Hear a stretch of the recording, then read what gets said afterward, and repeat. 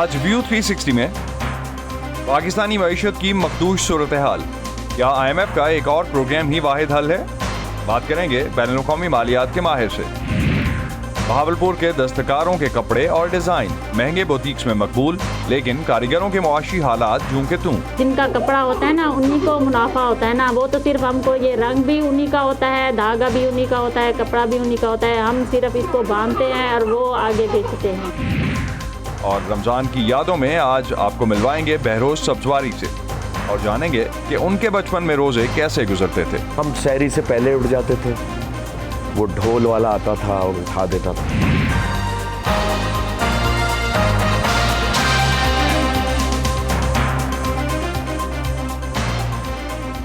Voice of America के Washington studios में आप सबको खुशामदीद। आप देख रहे हैं प्रोग्राम व्यू 360 और मैं हूं असदुल्लाह खालिद। पाकिस्तान में नए वजीर आज़म का इंतखाब, PTI के इज्तिमाई इस्तीफे, मुल्क भर में एहतजाजी मुजाहरे और बहुत कुछ। गुज़िश्ता चंद हफ्तों से पाकिस्तान जिस सियासी बहरान की जद में है, वॉइस ऑफ अमेरिका से बात करने वाले पाकिस्तानी और अमरीकी माहिरीन इसके जल्द खात्मे की उम्मीद नहीं रखते।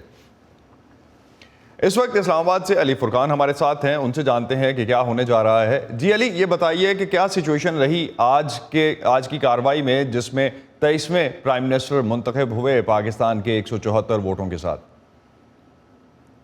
जी, ऐवान की कार्रवाई का जब आगाज हुआ तो डिप्टी स्पीकर कासिम सूरी वो बराजमान हुए सदारत पे, और उन्होंने पहले तो उस अपनी रूलिंग का हवाला दिया जो कि उन्होंने हफ्ते से पहले दी थी, जिसमें उन्होंने तहरीक एतमाद को मुस्तरद किया था, और उस खत का हवाला दिया और कहा कि वफाकी काबीना ने हफ्ते के रोज होने वाले अपने आखिरी इजलास में इसको डिक्लासिफाई करते हुए स्पीकर को भिजवाया है, और मैं इसको जो है वो सुप्रीम कोर्ट के चीफ जस्टिस को भिजवा रहा हूँ। इसके बाद उन्होंने जो है वो कहा कि इस कार्रवाई को आगे नहीं बढ़ाना चाहेंगे। शाह महमूद कुरैशी जो कि वजीर खारजा रहे हैं तहरीक इंसाफ के और उम्मीदवार थे वजारत उज़्मा के तहरीक इंसाफ की तरफ से, उन्होंने खड़े होकर अपने उसी मौक़िफ़ का इयादा किया जो कि तहरीक इंसाफ करती रही है। बैरूनी मुदाखलत साजिश की बात करते हुए उन्होंने कहा कि तहरीक इंसाफ इस अमल का हिस्सा नहीं बनेगी, और तहरीक इंसाफ के तमाम अरकान जो है वो वॉकआउट कर गए ईवान से। शाह महमूद ने अगरचे इस्तीफों का भी ऐलान किया, ताहम इसका अभी फैसला जो है वो अभी तक होना बाकी है। इसके बाद अयाज सादिक ने जो कि पैनल फेयर का हिस्सा हैं, उन्होंने कार्रवाई को आगे बढ़ाया, और शहबाज शरीफ जो है वो मुंतखब हुए। इस इंतखाब के नतीजे में शहबाज शरीफ ने अपने पहले खिताब में ये कहा कि उन्हें इत्तेहाद की ज़रूरत है और वो चाहेंगे कि इत्तेहाद के साथ आगे चले। इसके साथ साथ उन्होंने हिज़्ब इख्तिलाफ यानी कि तहरीक इंसाफ को मुज़ाकरात की भी दावत दी, और उनका यह कहना था कि मुल्क को और जमहूरियत को अगर आगे लेके जाना है तो डेडलॉक नहीं बल्कि डायलॉग से जो है वो आगे बढ़ना जा सकता है। तो अली, इमरान खान और उनके हामियों की जानिब से एहतजाज के क्या मंसूबे हैं और इस्तीफों के बाद सूरत हाल क्या होगी? यकीनी तौर पे जो मोड़ नजर आ रहा है गुज़श्ता रोज यानी कि इतवार की शब मुल्क भर में तहरीक इंसाफ के कारकुनों और उनके हामियों की जानिब से इमरान खान से यकजहती के साथ मुजाहरे किए गए, और आज इमरान खान पार्लिमान के अंदर पहुंचे। उन्होंने पार्लिमानी पार्टी का इजलास की सदारत की और उसमें यह फैसला किया गया कि वो मुस्ताफ़ी होंगे। शाह महमूद ने इसका ऐलान भी किया, इस्तीफे जो हैं वो भी साइन करवाए गए हैं अरकान की जानिब से। तो ऐसे लग रहा है कि अब तहरीक इंसाफ ऐवान का हिस्सा नहीं बनेगी और वो सड़कों के ऊपर एक मुअस्सर और मजबूत किस्म की अपोजिशन का किरदार अदा करना चाहती है, और यही चैलेंज होगा नई हुकूमत के लिए। शहबाज शरीफ जो कि मुंतखब होंगे, एक तो उन्हें बाहर एक मजबूत अपोजिशन नजर आएगी, उसके साथ साथ उनके जो इत्तेहादी जमातें हैं उनको लेके जाना, चूंकि उनके अंदर भी खासी जो है वो तकसीम है नजरियात की, पॉलिसीज के ऊपर अमल दरामद की, हुकूमत के चलाने के हवाले से, तो उनको लेके चलना ये एक खासा मुश्किल काम होगा। शहबाज, तो एक चैलेंज रहेगा नए प्राइम मिनिस्टर के लिए। बहुत शुक्रिया अली फुरकान आपका। विल्सन सेंटर से मुंसलिक सीनियर तज्ज़ियाकार माइकल कुगलमैन पाकिस्तान में होने वाली सियासी तब्दीलियों पर गहरी नज़र रखते आए हैं। अपने बेलाग तबसरों की वजह से सोशल मीडिया पर कभी पाकिस्तान और कभी भारत से कई हल्कों की तनकीद का निशाना भी बनते रहे हैं।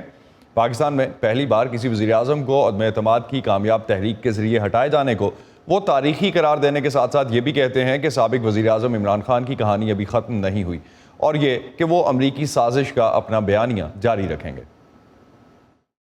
Yes, absolutely. He's going to keep up. जी बिल्कुल, वो इस बयानिए को बरकरार रखेंगे कि उन्हें बुनियादी तौर पर अमरीकी पुश्त पनाही से की गई साजिश में बेदखल किया गया। वो अपने हामियों को इस नई हुकूमत पर दबाव बरकरार रखने के लिए मुजाहिरों में बुलाएंगे। और यकीनन हिज़्ब इख्तिलाफ में मौजूद इमरान खान नई हुकूमत पर ये इल्ज़ाम लगाते हुए नजर आएंगे कि उसने उनका तख्ता उलटने के लिए अमरीकियों के साथ ताउन किया है। ये एक बहुत ही ताकतवर बयानिया है जिसे यकीनी तौर पर उनके हामियों में बहुत पजीराई मिलेगी, बल्कि इससे भी बढ़कर एक ऐसे मुल्क में जहां बहुत से लोगों को अमेरिका और इसकी पॉलिसीज पर एतमाद नहीं है, ये बयानिया बहुत मकबूल होगा। वो अपने आप को एक ऐसी पोजीशन में रखने की कोशिश करेंगे जहां से वो अगले इलेक्शन में हिस्सा ले सकें।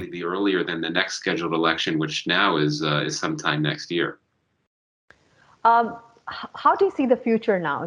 अब आप मुस्तकबिल कैसा देख रहे हैं? नई हुकूमत को किन चैलेंजेस का सामना करना पड़ेगा? What are your expectations from the interim government?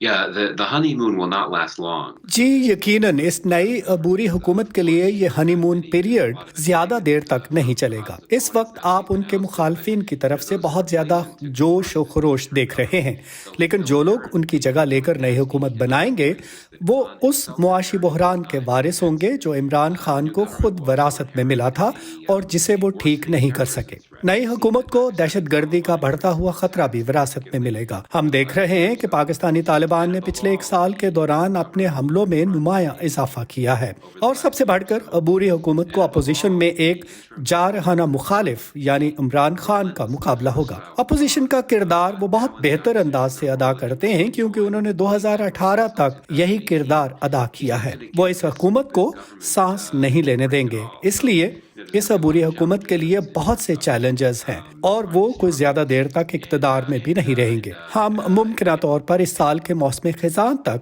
कबल अज़ वक्त इंतखाबात देखेंगे। इमरान खान ने अदम एतमाद के वोट से पहले कौम से अपने खिताब में भारत की खुददारी की तारीफ की और इस राय का इजहार भी किया कि कोई बैरूनी ताकत भारत पर अपनी पॉलिसीज़ मुसल्लत नहीं कर सकती, और ये कि जब भारत ने रूस और यूक्रेन की जंग में किसी की साइड लेने से इनकार किया तो किसी सुपर पावर को इस पर एक लफ्ज़ कहने की भी हिम्मत नहीं हुई। भारत में खिदमत सर अंजाम देने वाले साबिक अमरीकी सफ़ीर केनेथ जेस्टर कहते हैं कि अमरीका दुनिया के तमाम ममालिक के साथ अपना नुक्ता नज़र सामने रखता है, लेकिन अपनी मर्जी उन पर मुसल्लत नहीं कर सकता।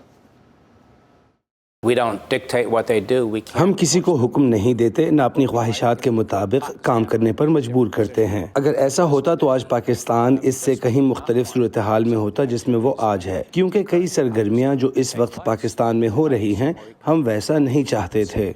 हम वहाँ ज़्यादा मुआशी तरक्की होते देखना चाहते हैं। हम सरहद पार दहशतगर्दी का मुकम्मल खात्मा चाहते हैं। हम वहाँ फ़ौज और सिविलियन हुकूमत के दरमियान बेहतर ताल्लुकात देखना चाहते हैं। लिहाजा पाकिस्तान में जो होता है हम उसको डिक्टेट नहीं करते, हम अपने नुक्ता नज़र का इजहार करते हैं। यकीनन अगर पाकिस्तान ऐसी चीज़ों में मुलव्वस होता है जैसे मिसाल के तौर पर दहशतगर्द ग्रुपों की माली मुआवनत या इस नौयत की कोई और चीज़, तो यकीनन हम अपने मौक़िफ़ को पूरी तरह वाज़े करेंगे, लेकिन इसका मतलब पाकिस्तान को डिक्टेट करना नहीं होगा। हम भारत को भी बाज़ औक़ात बताते हैं कि हमारी तरजीह क्या है, लेकिन इसका मतलब उन्हें डिक्टेट करना नहीं। माली साल 2019-20 के आगाज़ से लेकर अब तक पाकिस्तानी रुपए के मुकाबले में अमरीकी डॉलर की कीमत तकरीबन 50% बढ़ी है। पाकिस्तान के बैरूनी कर्जे मुसलसल बढ़ रहे हैं और 127 अरब डॉलर की सतह से भी ऊपर जा चुके। पाकिस्तान के गुज़िश्ता चंद हफ्तों में गैर मुल्की ज़र मुबादला के ज़खायर में सबसे ज़्यादा कमी हुई है। मुल्क के पास अपनी दरामदात को पूरा करने के लिए 2 माह से भी कम की रकम बाकी बची है। महंगाई की शरह डबल डिजिट में है और पाकिस्तान के मरकज़ी बैंक ने गुज़िश्ता हफ्ते मौजूदा माली साल के लिए अपनी अफरात ज़र की पेशन गोई की शरह 9% से बढ़ाकर 11% से भी ज़्यादा कर दी है। और साथ ही स्टेट बैंक की जानिब से मरकज़ी शरह सूद को 2.5% के इजाफे के साथ 12.25% कर दिया गया है।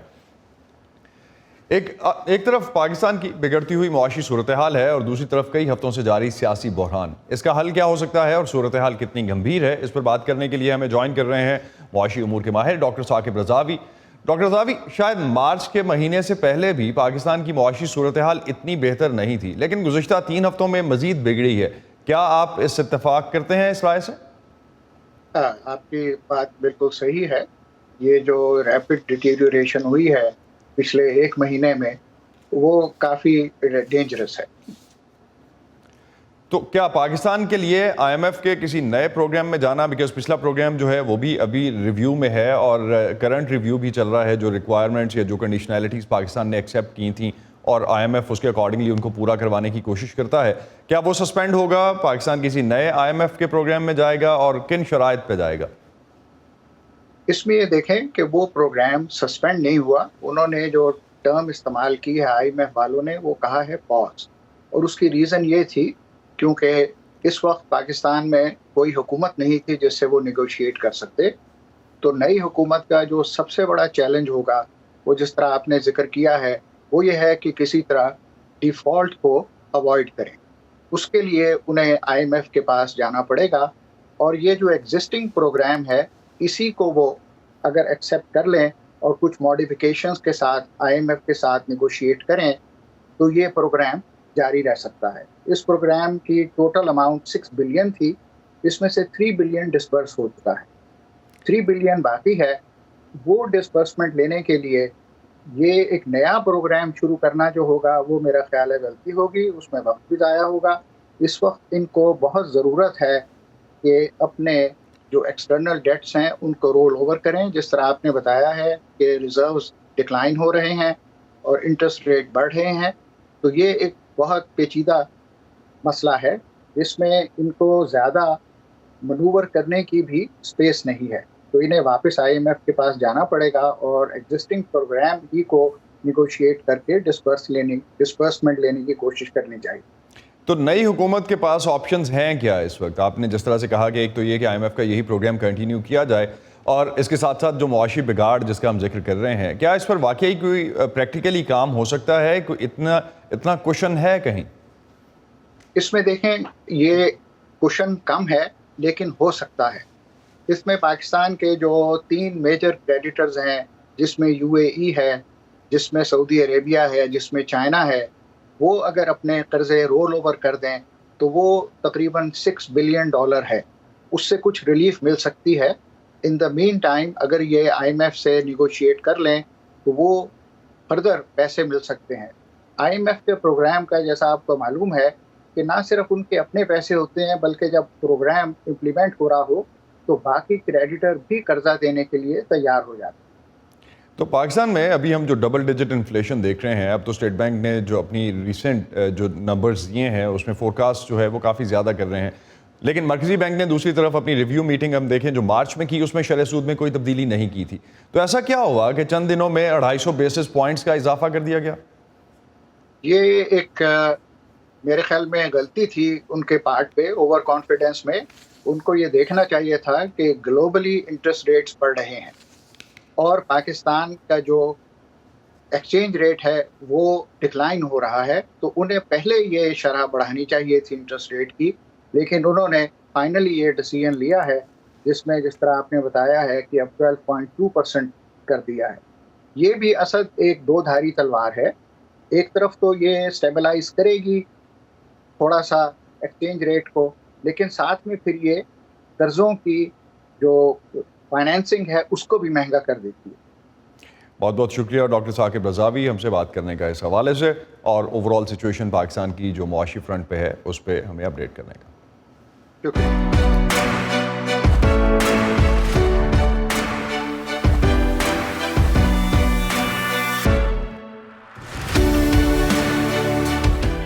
बहावलपुर के दस्तकारों के बनाए ख़वातीन के कपड़े और डिज़ाइन पाकिस्तान में मुसलसल अपना नाम बना रहे हैं। बड़े शहरों की मार्केट्स में तो ये कुछ अरसे से अपनी जगह बना रहे हैं, लेकिन अब तो कई मकबूल ब्रांड्स भी अपनी ख़वातीन सारिफीन की पसंद को देखते हुए बहावलपुर के मुकामी दस्तकारों से काम करवाते हैं।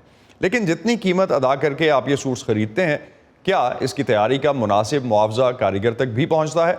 समन खान के साथ चलते हैं बहावलपुर के चुनरी मोहल्ले और देखते हैं कि कारीगर वहाँ क्या बना रहे हैं और दुनिया भर में मशहूर उनके काम की वजह से क्या उनके मुआशी हालात भी बदले हैं।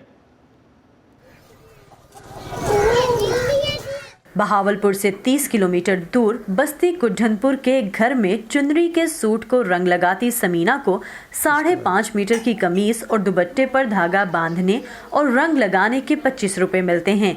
फी दिन 5 से 6 सूट बनाएं तो 150 रुपए तक उजरत कमा पाती हैं।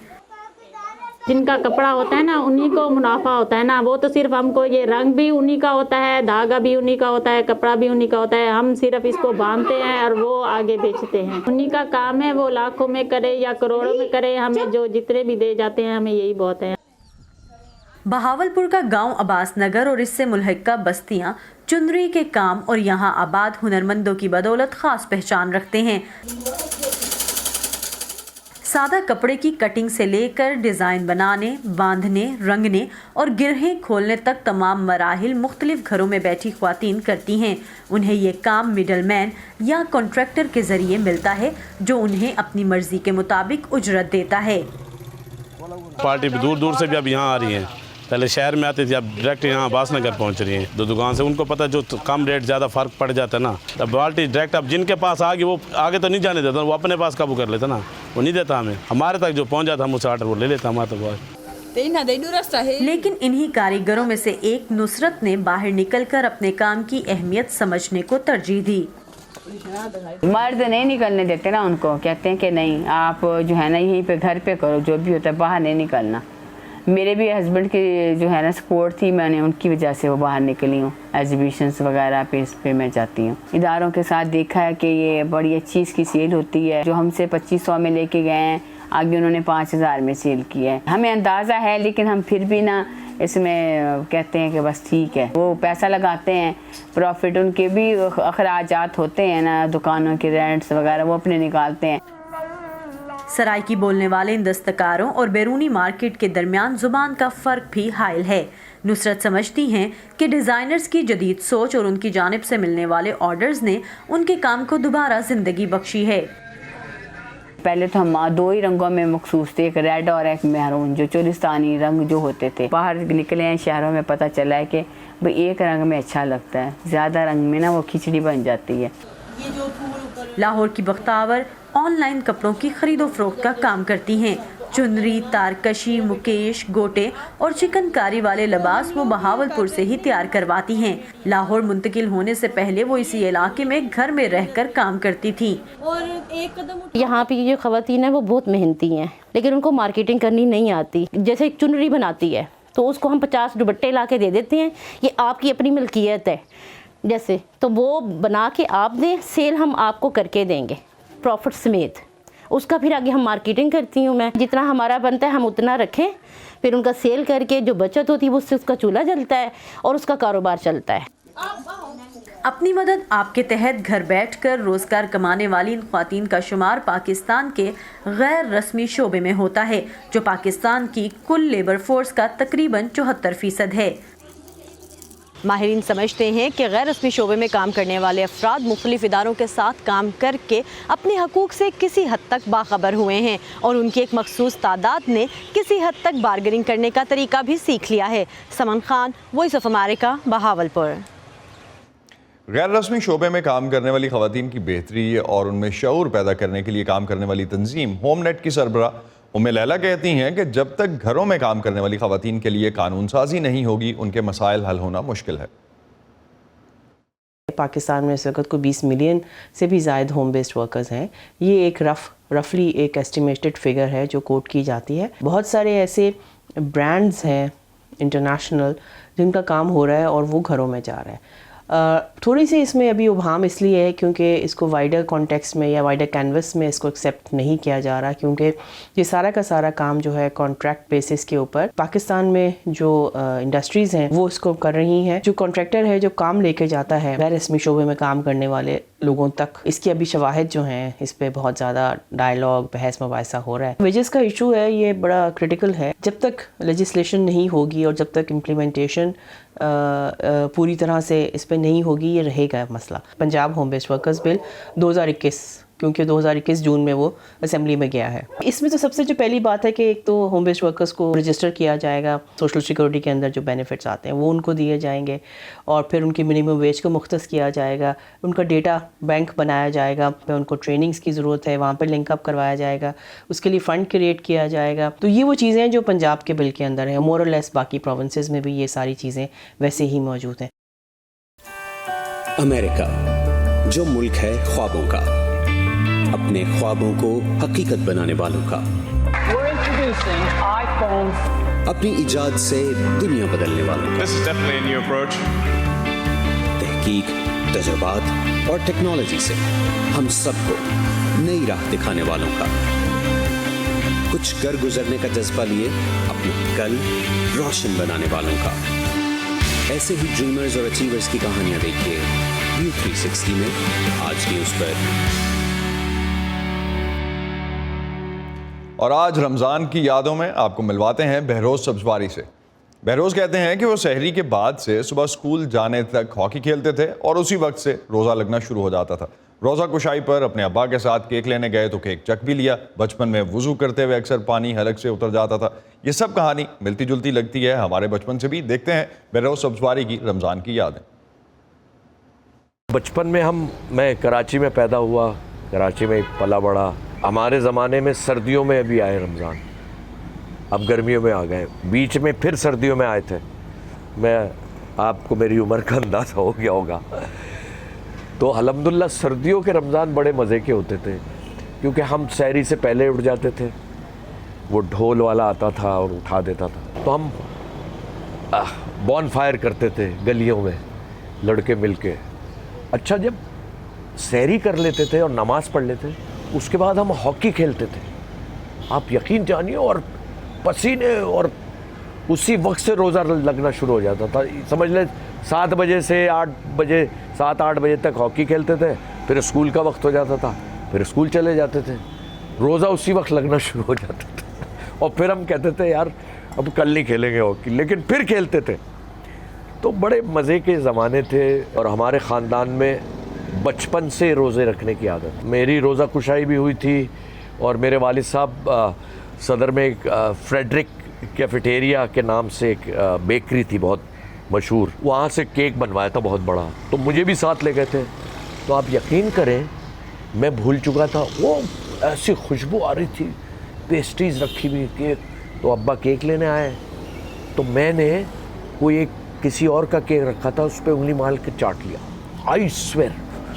और फिर मैंने जैसे ही ज़बान पे चाटा तो अब्बा ने कहा ये क्या कर रहे हो बेटा, तुम्हारा रोज़ा है। फिर मैंने थूका और अल्लाह से तौबा की, उनसे गिलास लेके कुल्ली भी कराई अब्बा ने। तो अजीब व गरीब थी, लेकिन ज़ाहिर है बचपन था, और अक्सर कुल्ली करते हुए चला जाता था पानी।